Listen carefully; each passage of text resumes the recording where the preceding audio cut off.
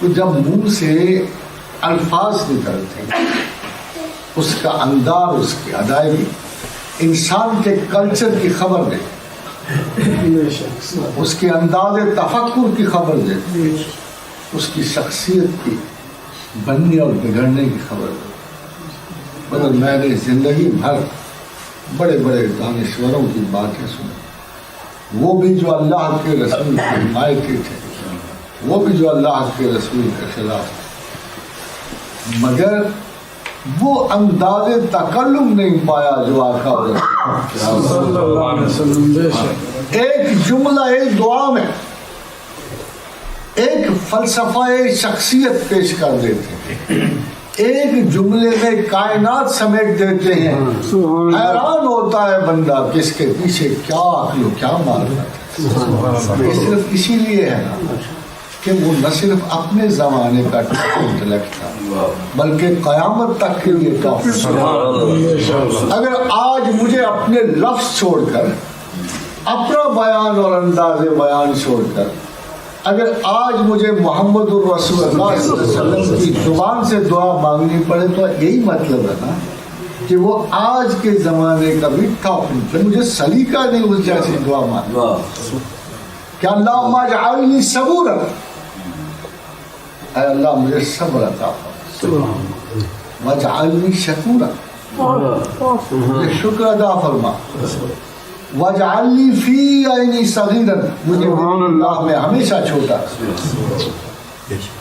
دیکھیں وہ پیغمبر نے آپ کو سبق دینے تھے، آپ کو سبق دینے تھے نا کہ اگر عزت و وجاہت کی طلب کرنی ہے، مگر اس میں شرط یہ ہے کہ عزت و وجاہت میں تکبرات شامل نہ ہو۔ یہ تبھی ہے نا کہ جب آپ رسول اللہ صلی اللہ علیہ وسلم کے لہجے میں دعا مانگیں کہ واجعلنی فی عینی صغیرا، کہ مجھے میری نگاہ میں چھوٹا رکھ، وفی اعین الناس کبیرا، اور لوگوں کی نگاہ میں مجھے بڑا۔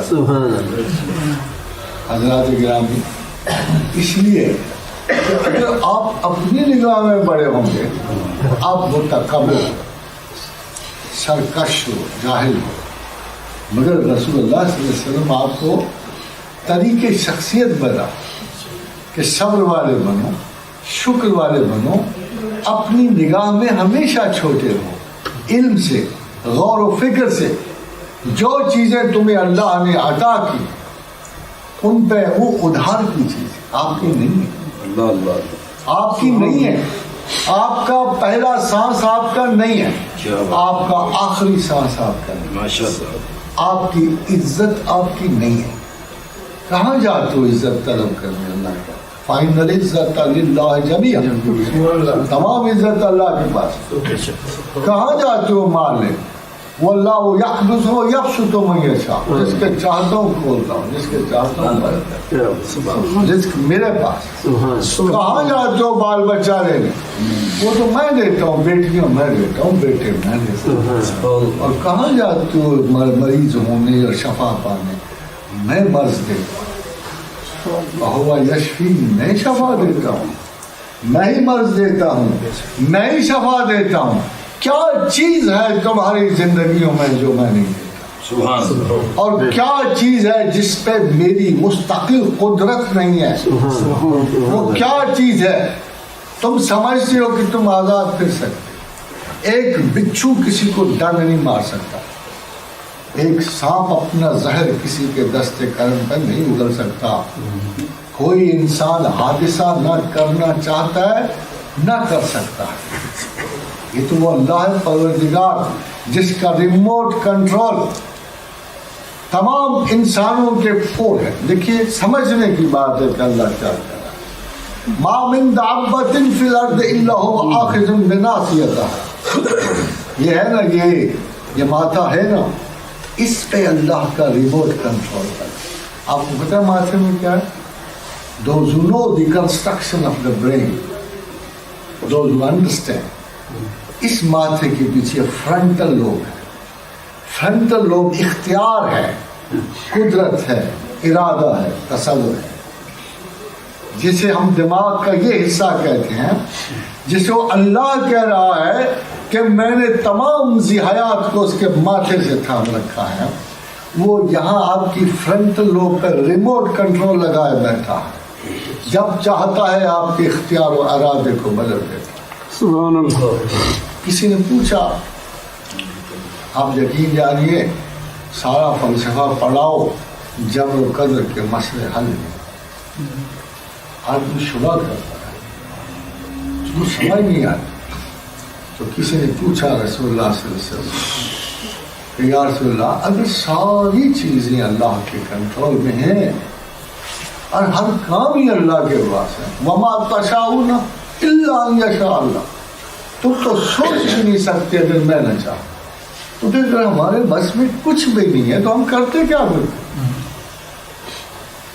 یہ جو صبح سے لے کر شام تک یہ جو آوارہ گرد شب ہے جو رات کو لرزاں اور ترساں پھرتا ہے، اور یہ صبح کو جو مسلسل زندگی کی جدوجہد میں مصروف انسان ہے، یہ شاعری تغزل کے انداز میں مجروح پڑا ہے، یہ عاشقان بے حرمت جو گلی گلی رسوا ہو رہے ہیں، آخر ان میں سے حقیقت کیا ہے؟ اگر یہ سارے کے سارے ایسے ہیں تو یا رسول اللہ صلی اللہ علیہ وسلم ہم کیا کرتے ہیں؟ فرمایا کہ کیا عجیب و غریب جواب دیا کہ تمہارے ڈرائیو موٹیوز اللہ کے پاس. کمپیوٹرز کا ان کو پتا ہوگا ڈرائیو کیا ہوتا ہے، کہ تمہارے تمام ڈرائیو موٹیو اللہ کے پاس ہیں. تمہاری ڈسک بھری ہوئی ہے، ڈسک پہ چھیڑتا چھاڑتا نہیں اللہ. دیکھیے کتنا نازک کمپیوٹر، اس کی مثال میں آپ کو دیتا چلتا. The most sophisticated computer universe میں اس سے عجیب و غریب کمپیوٹر نہیں ہے. اگر ایک اس کے جو انٹر کنیکٹڈ لنکس ہیں وہ 18 ضرب 36 صفر ہے. کوئی ہے ہمت والا جو کاؤنٹ کر 18 کو اگر 36 صفر لگائے جائیں تو یہ آپ کو چھوٹا سا اندازہ میں آپ کو بتا دوں، کبھی جا کے گھر ذرا آزمائیے گا کتنے بنتے. 18 کے ساتھ 36 کو ضرب دے، صفر کو ضرب دے، کتنے بنے؟ مگر ورکیبلٹی بہت ڈر، ضرورت کے مطابق چل.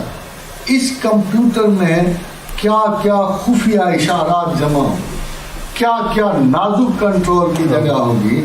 پروردگار عالم فرماتے ہیں کہ ما من دابۃ فی الارض الا هو آخذ بناصیتہا، کہ ایسا کوئی ذی حیات نہیں ہے زمین و آسمان میں جس کو میں نے ماتھے سے نہیں تھام رکھا، جس پہ میں ریموٹ کنٹرول نہیں ایکسرسائز کرا.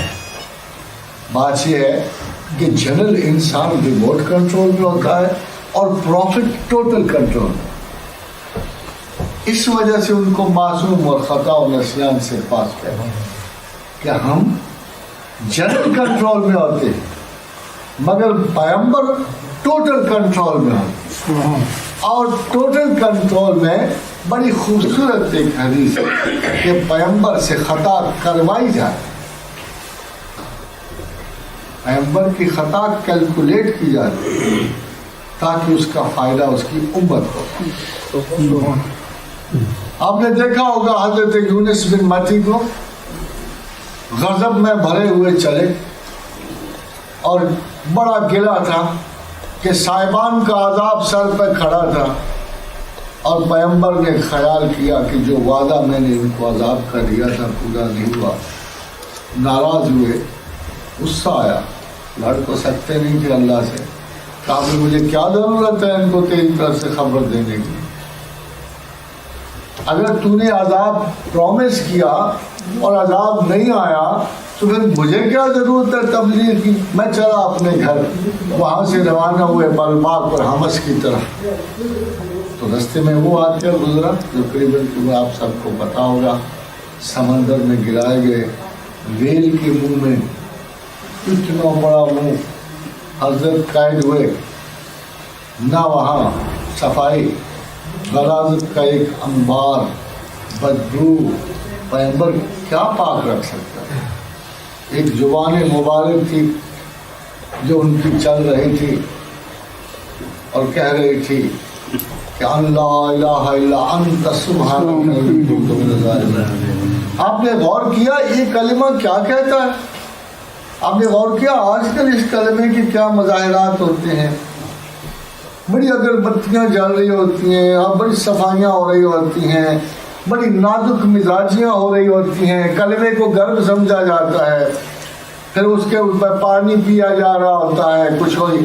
کبھی آپ نے خیال کیا کہ جس نے پڑھا, جس پیغمبر نے کتنی آسانی اور کتنی عجیب و غریب حال میں پڑھا, وہاں کوئی پاکیزگی رہ سکتی تھی؟ جس چیز کو اللہ نے خود ظلمات کہا, فنادا فی الظلمات لا الہ الا انت سبحانک انی کنت من الظالمین. کیا ظلمات میں کوئی روشنی ہو سکتی ہے؟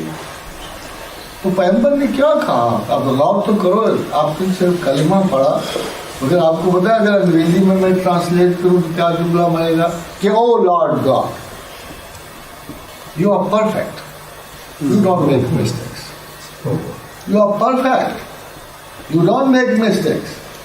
I am a human. I make mistakes. I have made a mistake. I'm sorry. یہ ہے ترجمہ لا الہ الا انت سبحانک انی کنت من الظالمین. Oh Lord God, you are perfect. You don't make mistakes. I am not. I made a mistake. I'm sorry. تو صلہ کیا آیا کہ نہ صرف یہ کہ ہم انہیں غم سے اللہ کو یہ کتنا سادہ سا انداز ہے, وہ کمپلیکیشنز تو اللہ میں تو توبہ کی چاہیے ہی نہیں, ایک سادہ سا اقرار چاہیے. یہ زمین و آسمان میں یہ قافلہ حیات انسان کا سفر خطا سے شروع ہوا. اگر آپ پہلے کام دیکھو تو بڑے عجیب سے لگتے ہیں. آدمی نے پہلا کام خطا سے شروع کیا, اللہ نے پہلا کام بخشش سے شروع کیا. یہی پہلے کام ہے نا. وہ کہتے ہیں کلو یرجعون الی اصل. اگر آپ اختصار کرنا چاہو خدا اور انسان کے تعلق تو یہی ہے نا کہ انسان نے خطا کی, اللہ نے معاف کیا, اور نہ صرف معاف کیا, مکر خداوند عجیب تر ہے. پتا تھا کہ اس نو زائدہ کو, اس نو متکلم کو کلام ہی نہیں آتا. پتا تھا کہ اس کے پاس نہ لہجہ ہے نہ انداز ہے. پھر ہوا یہ کہ خود ہی بڑی نفاست سے قلب آدم پر فتلقى آدم من ربه کلمات, خود ہی القا کیے توبہ کے حضور. بھائی اس طرح دعا مانگ لو میں معاف کر. خود ہی سکھایا کہ چونکہ تم پرفیکٹ نہیں ہے اس طرح دعا مانگ لو میں تمہیں معاف. یہ جو لفظ ہوں یہ دعا کے, اس سپر کمپیوٹر کی کوئی گرہ کھولتے ہوں میں, ایسے لگتا ہے اوپر کو بہت بڑا سپر کمپیوٹر کھلا تھا جدھر ٹائپ ہو رہے تھے لفظ. تو اللہ ہو سکتا ہے کہ آدم کے پاس مناسب کوڈ نہ ہو کھولنے کا, تو آپ نے سادہ سے الفاظ فرما دیے کہ ربنا ظلمنا انفسنا. اس طرح دعا مانگ لینا, کوڈ فل ان کر لینا, ہم معاف کر. حضرات کرام رسول اکرم صلی اللہ علیہ وسلم کی ایک ایک دعا اس کوڈ کی طرح. حضور کے پاس ایک شخص آیا, آپ نے سے دعا دی, اللہم متنی ببصری وجعلہ الوارث منی وارنی فی الارض سعی وانصرنی علی من ظلم. تو اس نے کہا میں زبر سے نہ پڑھ لیا کروں, طریق عرب ہے کہ معانی میں فرق نہیں پڑتا. کہا نہیں, وہی جو میں نے کہا اس طرح پڑھ لیا جیسے میں نے کہا. زیر زبر کو ملحوظ خاطر رکھو, اس لیے کہ اگر آپ نے ایک نقطہ زیادہ لگا دیا تو کمپیوٹر کہے گا access denied, will not be given an access. الفاظ مبارک میں اگر کوئی زیر زبر اور نقطے کا تصرف فرمایا آپ نے, یہ بڑی غلطی کی بات ہے کہ آپ اخباروں سے رسالوں سے اٹھا کے پڑھ لیتے جن کی کوئی تصدیق نہیں ہوتی, کوئی سند نہیں ہوتی. آپ کے پاس اتنا بے شمار ذخیرہ پڑا ہوا ہے, حسن حسین پڑے ہوئے شیخ محمد بن عبد الرحمن الجزری فرماتے ہیں یہ تاریخ اسلام کا سب سے خوفناک دن تھا. قزل بوگا ہلاکو خان کا بھانجا 1.25 لاکھ بالکل پوری تیار لیس آمد کور لے کے چڑھا ہوا تھا دمشق پر. دمشق میں بچے تھے، عورتیں تھیں. فوجی سارے گھبرا کے باہر نکل گئے تھے. بادشاہ چھوڑ گیا تھا، صرف بچے رہ گئے تھے، عورتیں رہ گئی تھیں اور غریب غربا جن کو کوئی جانے کا سہارا نہیں تھا. اور ان میں ایک شخص اللہ کا بندہ اور بھی بیٹھا ہوا تھا، شیخ محمد بن عبد الرحمن جزری بھی تھے. وہ کر کیا رہے تھے یہ بڑی دلچسپ بات کہ سیاہ ستہ سے وہ ایک عجیب و غریب کام یہ کر رہے تھے کہ صرف دعائیں جو ہے دعائیں رسول نکال ایک جگہ اکٹھی کر تاکہ لوگوں کو آسانی ہو جائے. شافعی عالم تھے، کام یہ کر رہے تھے کہ تمام احادیث سے جو رسول اکرم صلی اللہ علیہ وسلم کی مستند ترین دعائیں وہاں سے لے کر ایک جمع کر دیں اور اس کا نام حضرت نے حسن حسین رکھا کہ مضبوط ترین قلعہ، کہ دعا انسان کا مضبوط ترین قلعہ. حضرت گرامی مجھ سے کسی نے پوچھا ایک تقریر کے دوران کہ دعا کی کیا حیثیت ہے، تو میں نے کہا کہ اللہ کی عادت نہیں ہے کسی جگہ استثناء نہ چھوڑ دے، کسی کو بالکل بلیک ہول نہیں بنا. نماز میں 32 استثناء ہیں، یہ کر لو یا یہ کر لو، ٹوٹی ہوئی ٹانگ ہے تو یہ کر لو، منہ نہیں دھویا تو یہ کر لو، پانی نہیں ملا تو یہ کر لو. 32 استثناء صرف نماز میں ہیں. تو ظاہر ہے کہ انسان کا جب مقدر بنایا ہوگا تو کوئی استثناء تو رکھی ہوگی، اور دعا مقدر کا استثناء ہے. یہ جبر میں استثنائی کیفیت پیدا